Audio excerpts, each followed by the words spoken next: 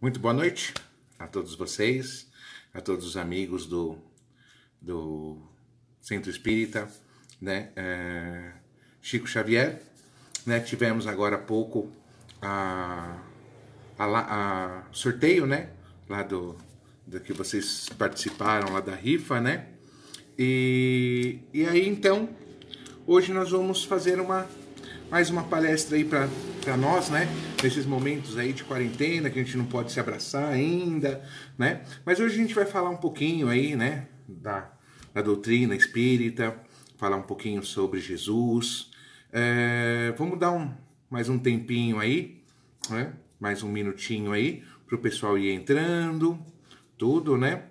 E aí daqui a pouquinho a gente começa, tá bom? Dá mais um minutinho, a gente já começa a palestra. Hoje o tema é um tema polêmico, é um tema meio pesado, né? Desastres e resgates coletivos, né? Para entender um pouquinho sobre o que é esses resgates coletivos, né?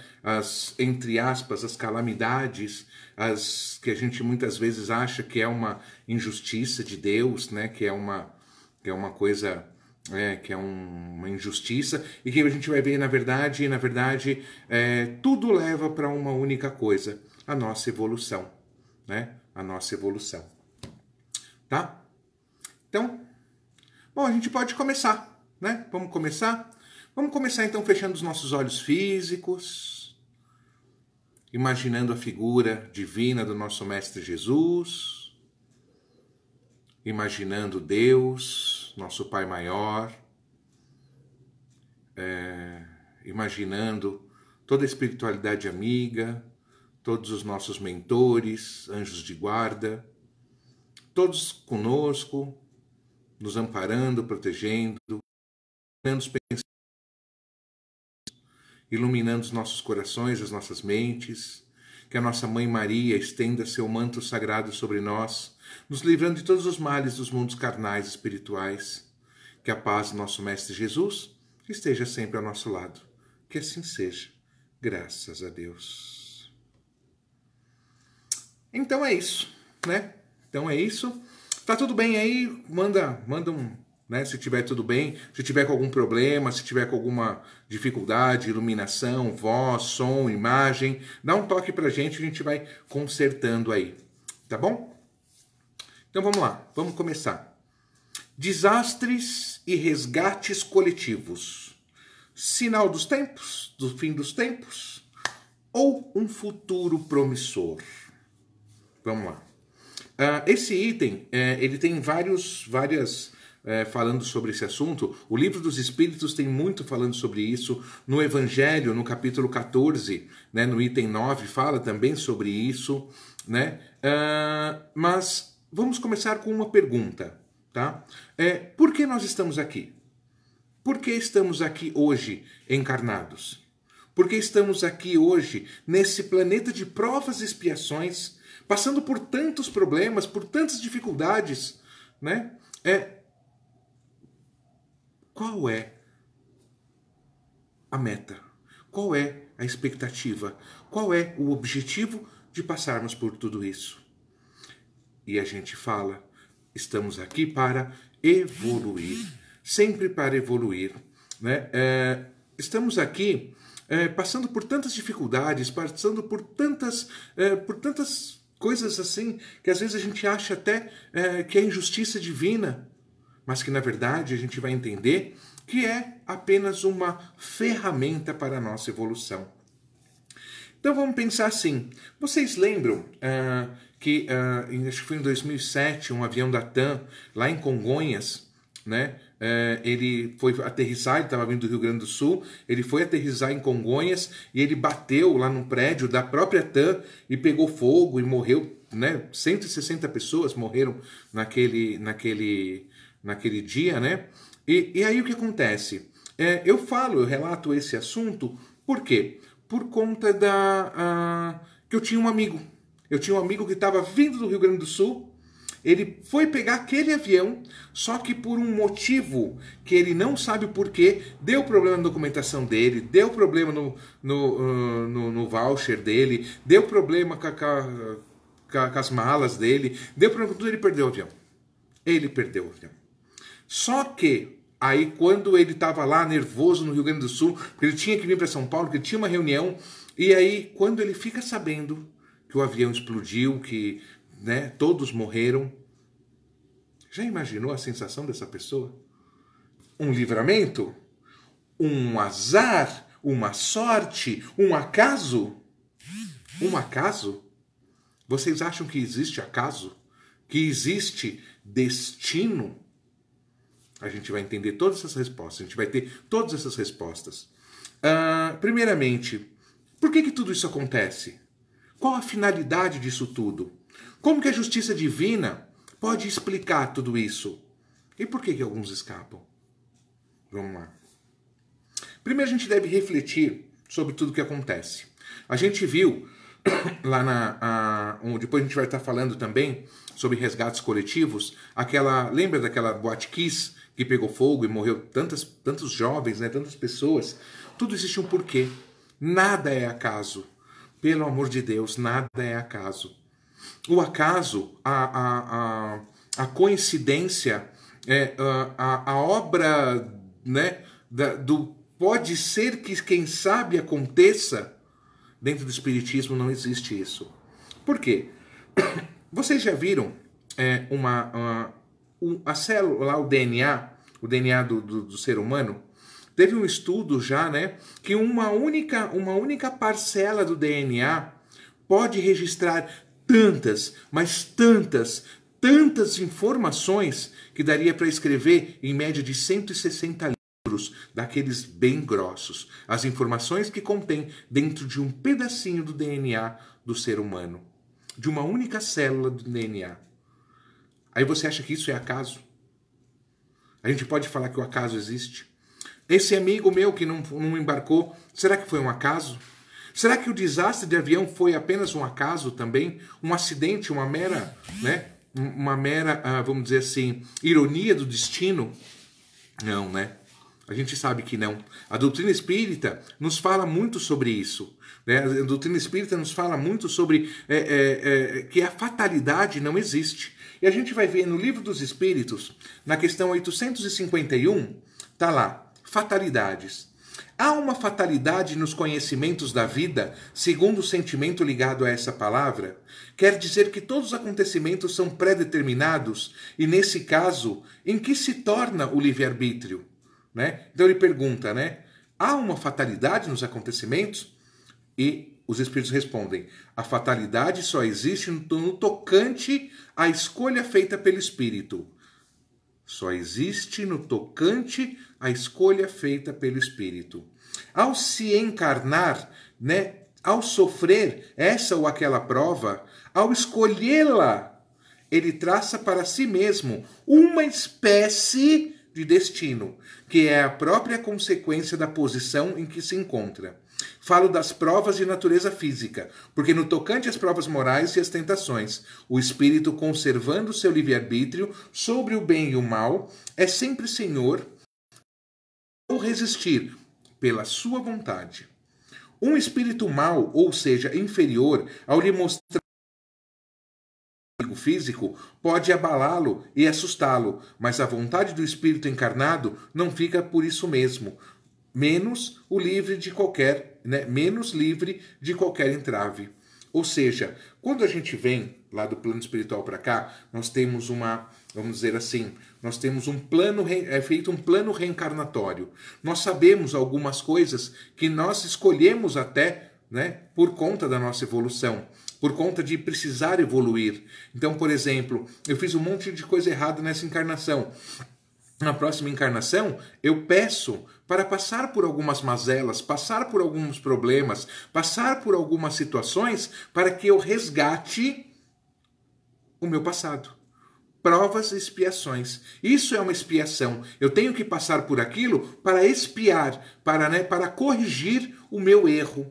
Então, muitas vezes, eu preciso passar por aquilo. Eu preciso passar por aquela fatalidade. Que não é bem uma fatalidade, mas uma escolha minha mesmo para a minha evolução. Porque eu estou aqui para evoluir. E eu vou evoluir, querendo ou não. Porque se eu paro, Se eu paro na escada da evolução, no caminho da evolução, eu não quero evoluir, não estou afim, não tenho a mínima vontade de passar por problemas. Então eu paro na estrada do destino, na estrada da minha evolução, eu paro ali e fico paradinho. Pode ter certeza que tudo vai conspirar para que eu possa me mexer e continuar o meu caminho. É sempre assim. Muitas vezes estou na minha zona de conforto ali, tranquilo, belezinha, as minhas verdades, as minhas escolhas, tudo certinho como eu quero. Só que de repente acontece alguma coisa na minha vida.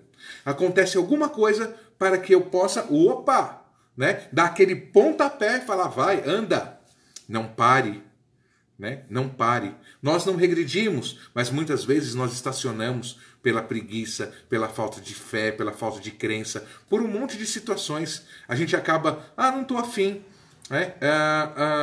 Ficar naquela mesmice, né, naquela situação, porque é confortável muitas vezes, né? E isso faz com que eu pare na minha evolução, eu estagne na escada da minha evolução.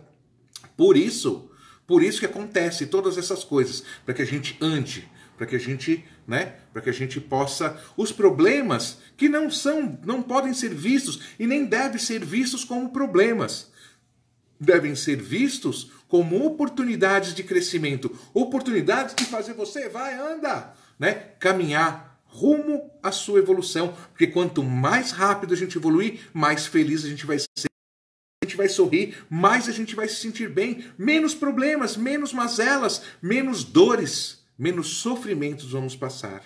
E tudo isso só depende de uma coisa, sua escolha. Sua escolha. Mas vamos lá. Na questão 852, logo abaixo dessa, que eu acabei de ler, ele fala: há pessoas que parecem perseguidas por uma fatalidade. Independente de sua maneira de agir, a desgraça sempre está no seu destino. Sabe aquelas pessoas que vivem falando, dia, mês, azar, tudo acontece comigo, minha vida é uma desgraça, minha vida é isso, minha vida é uma porcaria, ai. Será que é só o destino brincando com você? Né? Ou porque você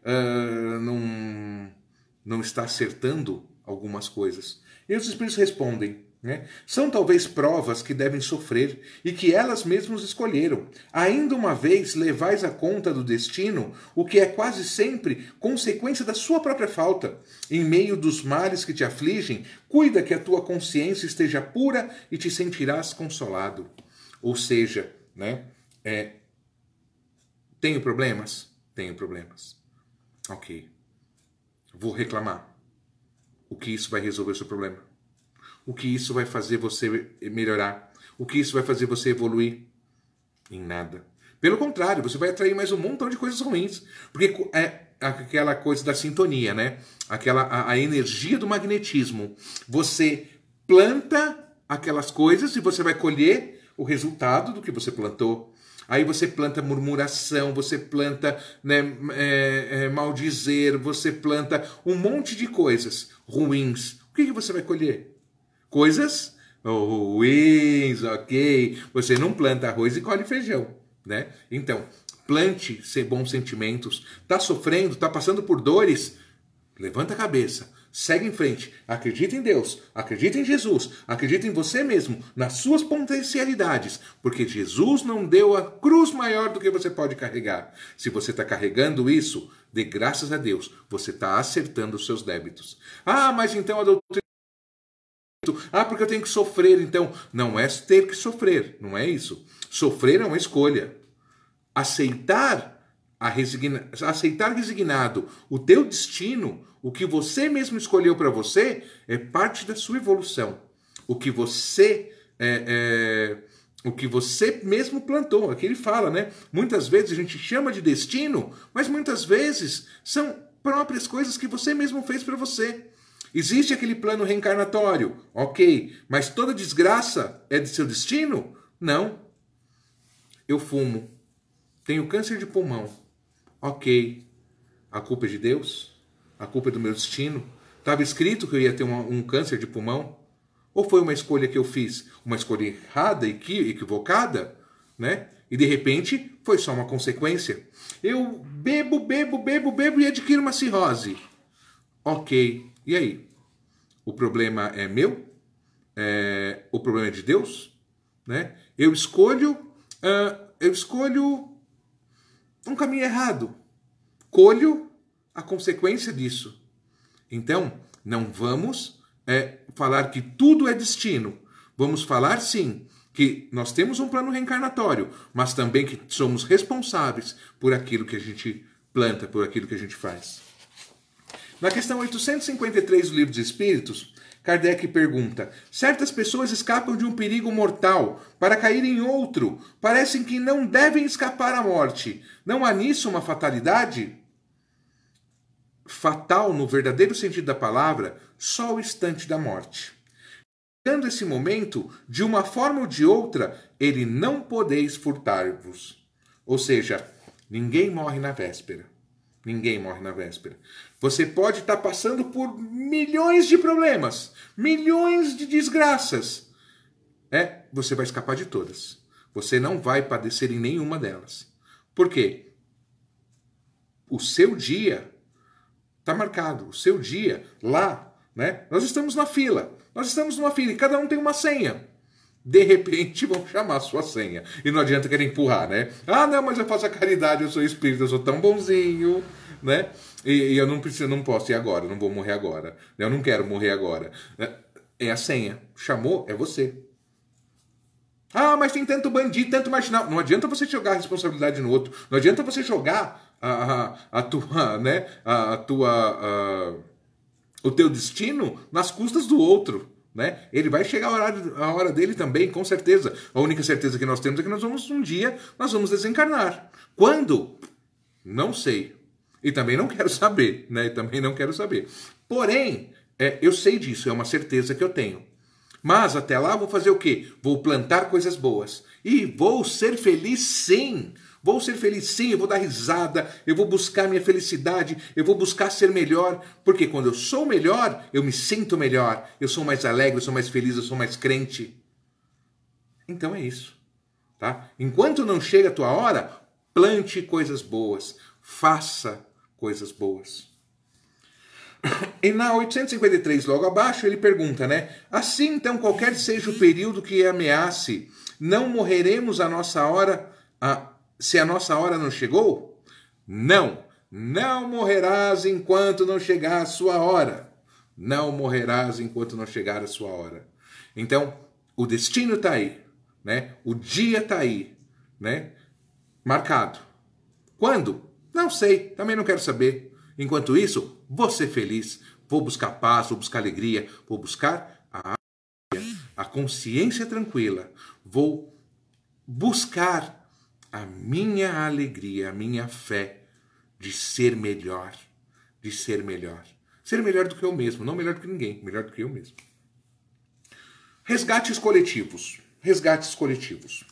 Muitas vezes há resgates coletivos, pessoas que morrem juntas, né?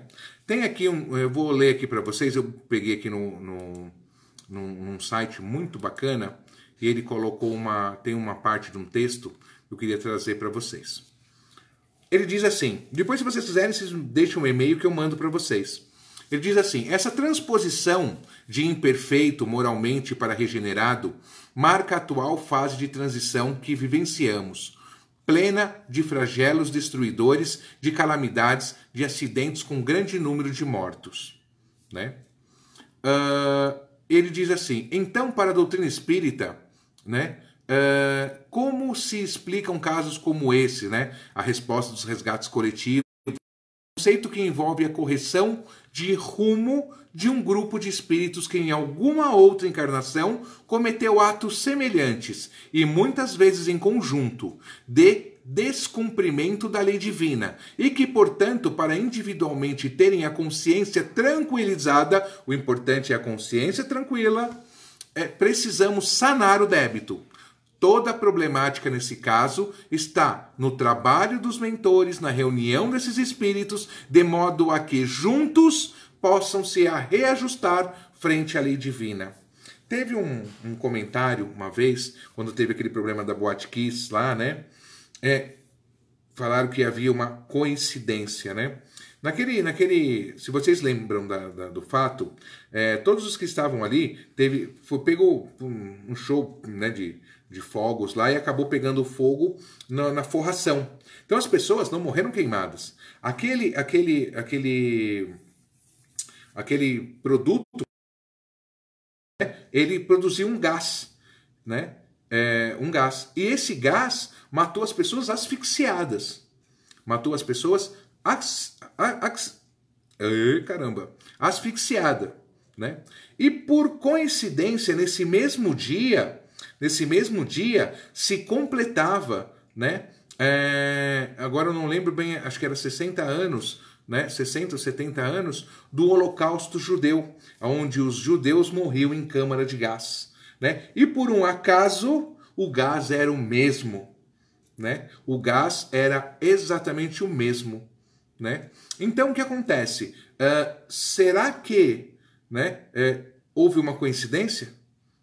Será que houve uma coincidência? Naquele mesmo momento, todas as pessoas, houve muitas cartas psicografadas, né, inclusive de médiums, né, de renome, dizendo que aquilo foi um desencarne coletivo, né? Foi um desencarne coletivo justamente resgatando, porque aquelas pessoas vivido em outras encarnações e foram responsáveis pela morte de milhões de judeus nas câmaras de gás, né? Então, esses desencarnes coletivos fazem parte de um resgate, né? Fazem parte de um resgate para que a espiritualidade coloque ali tudo junto para que realmente possa esses espíritos acertarem os seus débitos, né? Então, os desencarnes coletivos acontecem constantemente em desastres de aviões, de navios, onde levam muita gente, né? Catástrofes naturais, tsunamis, terremotos, vulcões, né? Que levam, né? Matam tantas pessoas, né? Mas essas pessoas, elas estão ali por um motivo, elas desencarnam por um motivo. A gente pode falar, mas essa pandemia, né, também pode ser considerado, né, um desencarne coletivo? Por que não? Né? Por que não? Então, assim, isso nos traz, assim, vamos pensar assim, um acalento para os nossos corações, dizer assim, eu não estou prevendo nada, pelo amor de Deus, eu não estou prevendo nada, não coloquem palavras na minha boca, mas esses desencarnes coletivos fazem parte. E todo o processo onde morrem muitas pessoas de uma coisa só, né, de um motivo só, muitas vezes são chamados de desencarnes coletivos, pela espiritualidade maior. Um chamado da espiritualidade para resgatar essas pessoas. Porque nós estamos passando por um momento de transição, a gente sabe. E esses desencarnes coletivos, isso já foi falado por Chico lá atrás, né, que haveriam cada vez mais esses desencarnes coletivos. Por quê?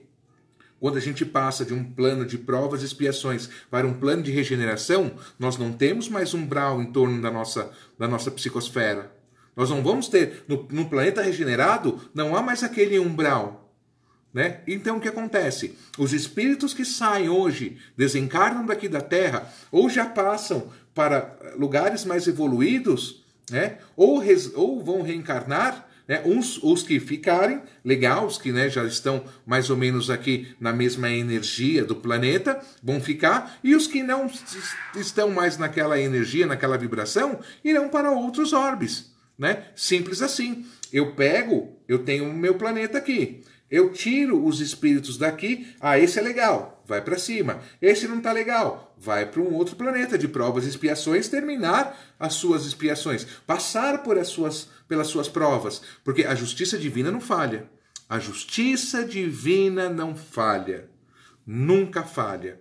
A gente passa por tantas coisas, né? E a gente está vendo, né? Hoje mesmo a gente está vendo muitas coisas acontecendo.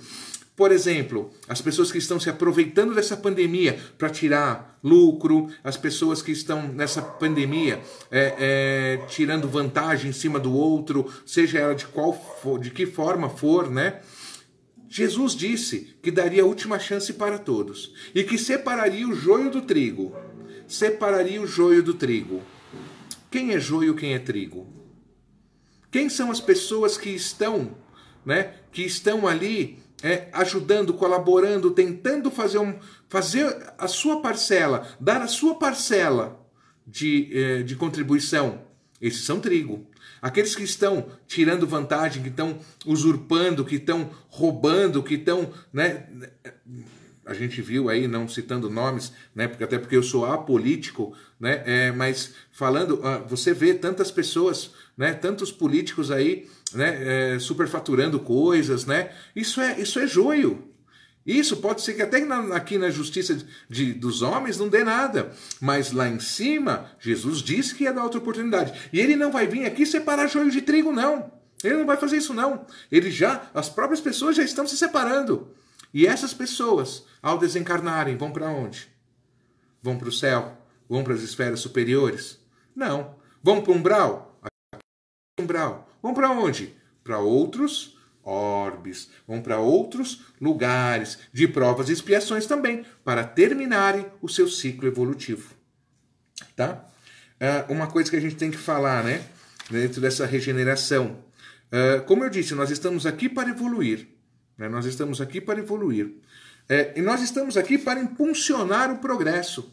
Porque você já reparou que todo problema, né, para você ver como a gente está, né, como esses processos são importantes, esses processos de desgraça, quer dizer, não são legais, mas são importantes para a evolução, que quando você seja lá qual for o problema, você vê tantas pessoas se solidarizando com os que estão sofrendo, que é o amor.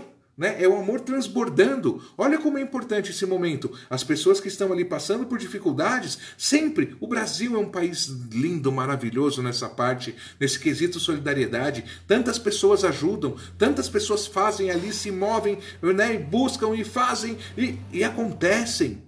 Né? Passando por problemas, quando teve problemas de miséria, de fome, de seca, né? A gente sempre, né? Sempre a população ali ajuda, manda água, manda comida, manda isso, manda aquilo. Quando veio o pessoal da Venezuela, não, vamos mandar comida, vamos mandar água. Agora nessa pandemia, tanta gente ajudando, fazendo máscara, fazendo escudo, fazendo, né? Levando assistência, roupa, levando cesta básica.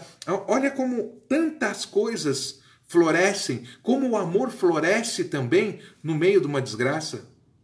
Né? Então, vamos pensar por esse lado, vamos pensar por essa situação. Desencarne coletivo não é só desgraça. Há também o impulsionamento do progresso. Né? Do progresso das pessoas que querem, das pessoas que são trigo, não das pessoas que são joio. Né? Aí o que pensar que tudo isso, tá? Todo desastre, toda coisa, né? Todo problema sempre vai trazer coisas boas. Sempre vai trazer coisas boas. Aqui tem um outro pedacinho que ele fala sobre, né? Sobre né, os desencarnes coletivos. E ele coloca assim, da regeneração do planeta. Ele coloca assim: essa transposição de imperfeito moralmente para regenerado marca a atual fase de transição que vivemos, pelos destruidores de calamidades, de acidentes como grande número de mortos. Nos evangelhos segundo Mateus, Marcos e João, há várias referências aos sinais precursores de uma transformação do estado moral do planeta, caracterizada pelo anúncio de calamidades diversas, humanas, que atingirão a humanidade e dizimarão grande número de pessoas, para que na sequência ocorra o reinado do bem, sejam instituídas a paz e a fraternidade universal, confirmando a predição de que, após os dias de aflição, virão os dias de alegria.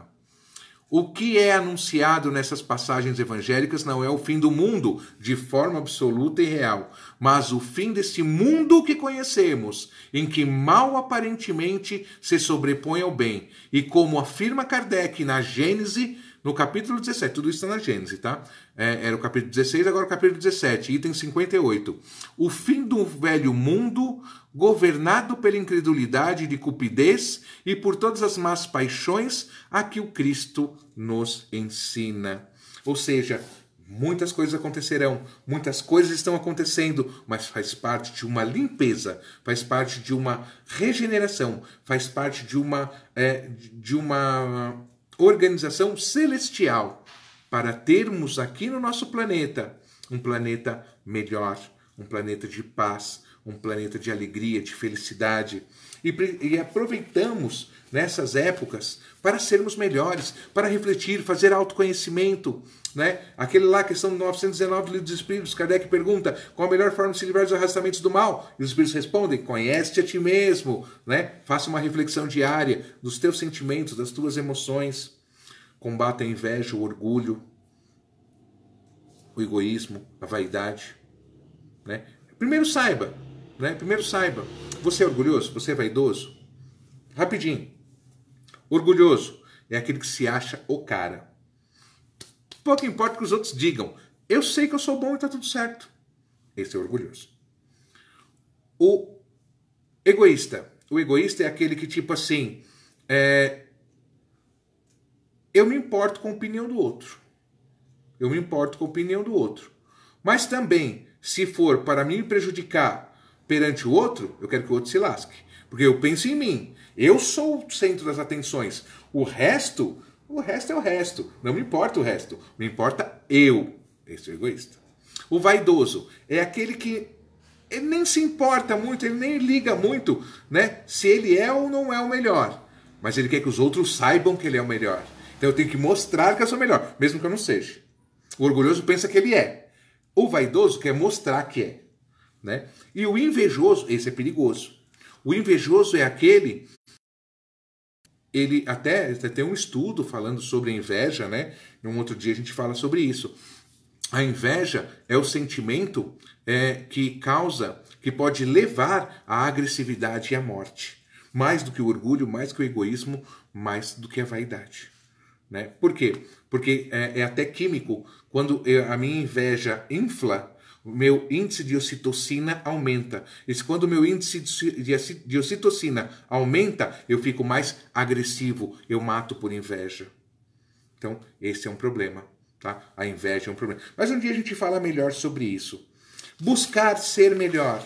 Buscar acreditar em Deus, acreditar em Jesus, acreditar em você mesmo. Buscar ser melhor.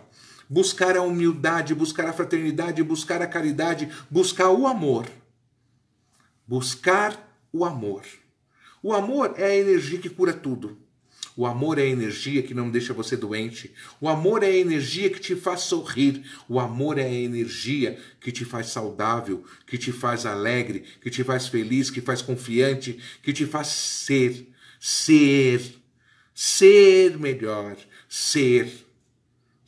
faz você ser e ter a consciência tranquila, porque o amor de Deus, o amor de Jesus e o amor que nós carregamos, porque nós temos essa centelha divina, nós carregamos esse amor dentro de nós. Então esse amor que está dentro de nós, que a gente possa transpor ao outro. Não querendo ser o outro, não querendo mudar o outro, não querendo que o outro seja como você, mas ajudando ele do jeito que ele é.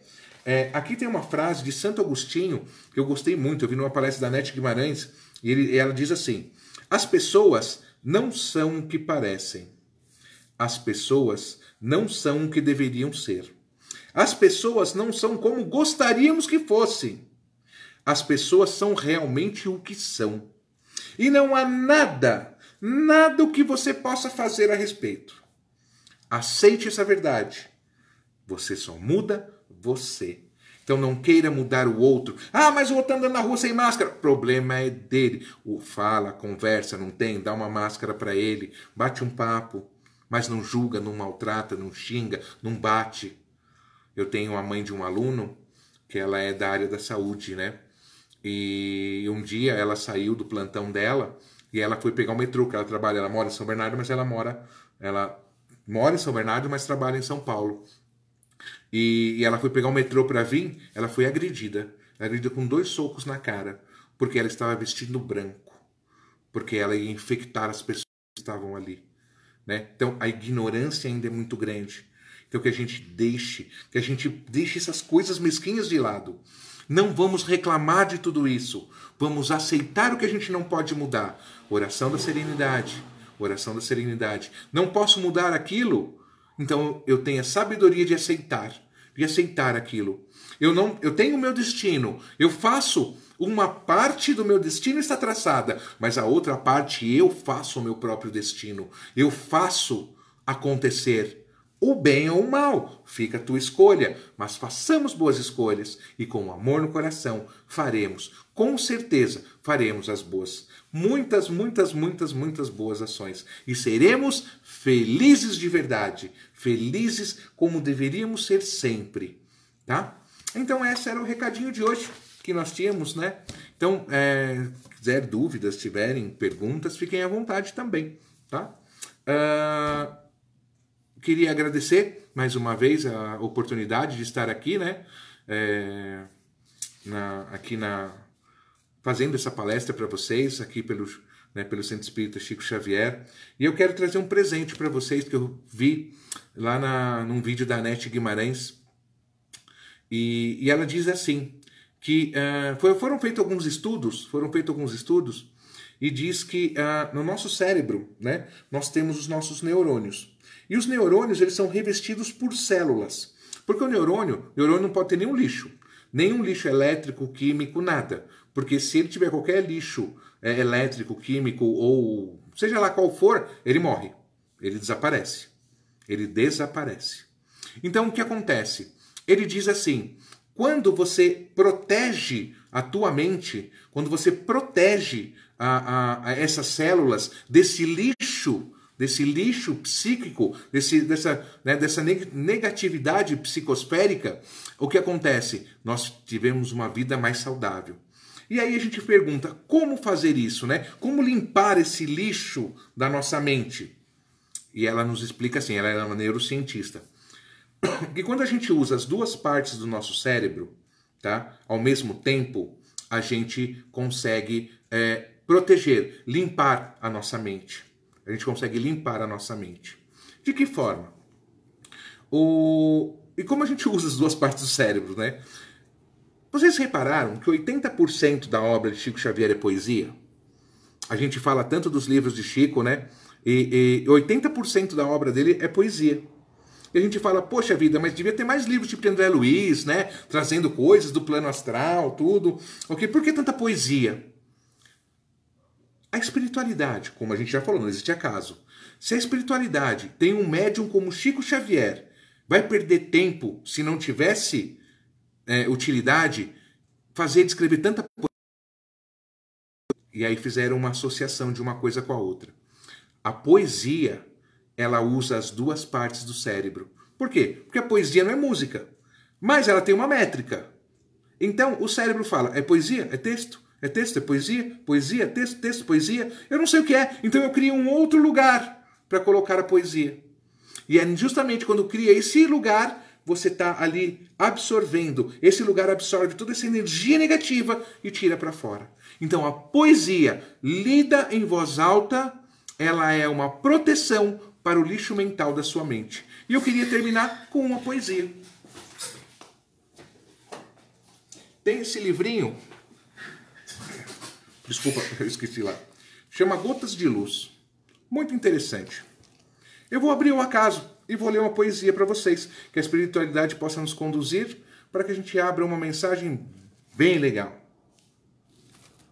Confraternização. Quem luta e confraterniza, entrega-se com fervor. E a cada hora a sementeira do amor.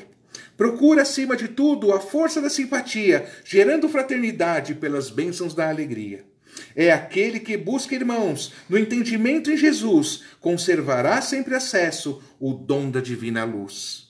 Negando sempre a si mesmo, de alma voltada ao porvir, disputa desassombrado o galardão do servir. Perdoa 70 vezes, 7 vezes cada ofensa, plantando a fraternidade e agindo sem recompensa. Ora por todos aqueles que caluniam na estrada, recebe por benefícios a dor, o espinho e a pedrada. Ajuda sem distinção, não se afasta de ninguém, é grande sem perceber, na glória do eterno bem. Evita o próprio destaque, mas considera contente o valor de cada esforço, no esforço de cada gente. Não se agasta não se irrita, e não no roteiro cristão, estende sem descansar a luz e a cooperação. Não se limita a ensinar, exemplifica e executa, e encontra por toda parte irmão de esperança na luta. Descobre na própria vida o sublime aprendizado em que lhe cabe atender ao Mestre crucificado. Irmãos, não vos esqueçais, toda a fraternização começa com Jesus Cristo reinando no coração.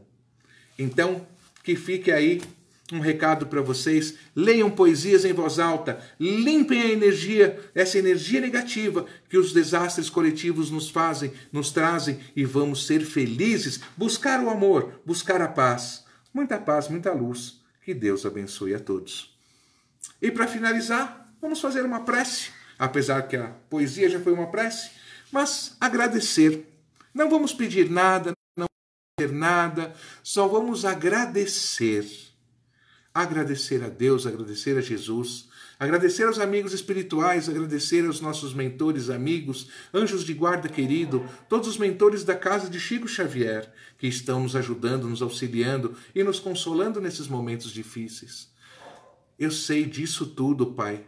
Então que a gente agradeça a cada dia, a cada instante, por essa energia bendita que a paz do nosso Mestre Jesus traga para dentro dos nossos corações. A gratidão de estarmos vivos, de sermos espíritas, de sermos irmãos e de nos amar uns aos outros, como Jesus nos amou. Muita paz, muita luz. Que Deus abençoe a todos.